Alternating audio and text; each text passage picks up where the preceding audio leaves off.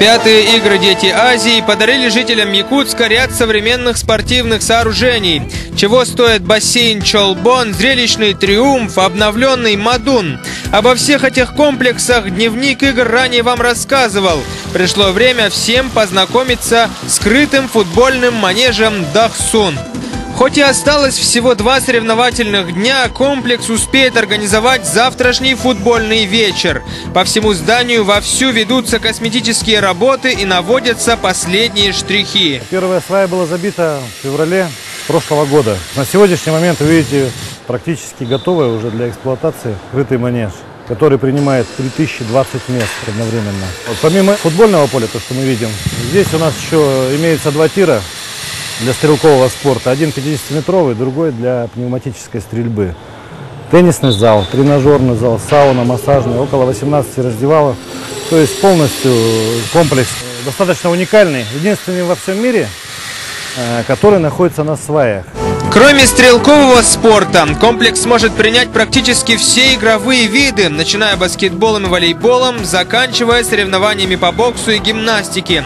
Но главное назначение манежа – это организация больших футбольных матчей. Размеры футбольного поля: 105 метров длина, 68 метров ширина. Это сродни стадиону футбольного клуба «Челси», то есть международный стандарт. Освещение обеспечит высочайшее качество телетрансляций отсюда. А газон сам привезен из Голландии, он 4-го класса.